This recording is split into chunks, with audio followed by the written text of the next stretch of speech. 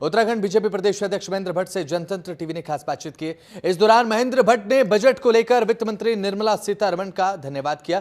साथ ही विपक्ष पर जोरदार तरीके से उन्होंने निशाना साधा। किस तरीके से, आपको सुनाते हैं।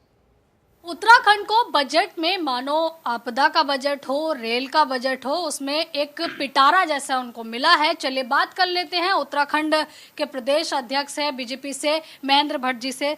सर, सबसे पहले तो देखिए बधाई कि उत्तराखंड को कम से कम आपदा से निपटने के लिए बजट मिला है। रेल के क्षेत्र में भी अच्छा खासा बजट मिला है, क्या कहना है? देखिए, मैं प्रधानमंत्री जी का और वित्त मंत्री का आभार व्यक्त करता हूँ। वैसे तो हम शुरू से ही उत्तराखंड के लोग इस बात को मानते हैं कि उत्तराखंड राज्य जो है ये प्रधानमंत्री के हृदय में वास करता है।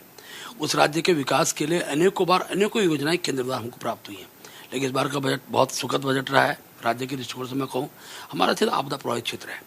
अनेकों बार वर्षा काल के अंदर अनेकों आपदाएं आती हैं, तो मैं आभार भी व्यक्त करूंगा देश के प्रधानमंत्री का, वित्त मंत्री जी का, कि पहली बार उनके द्वारा घोषणा हुई है कि केंद्रीय आपदा में सहायता उनके द्वारा दी जाएगी।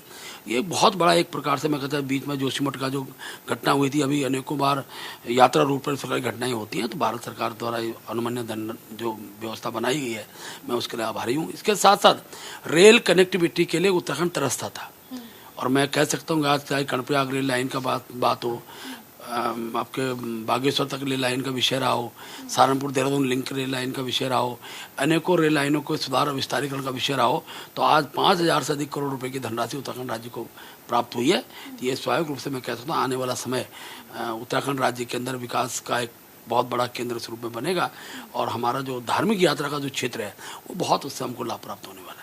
वही लगातार विपक्ष विरोध कर रहा है। उनका कहना है केवल 2 ही लोग इस बजट से खुश हैं, चंद्रबाबू नायडू और नीतीश कुमार, क्योंकि सरकार बचानी है, सरकार बचाने का बजट है। इसके अलावा आप देख ही रहे हैं, आप खुद सदन में जाते हैं, किस तरह की स्थिति है, विरोध देखने के लिए मिल रहा है।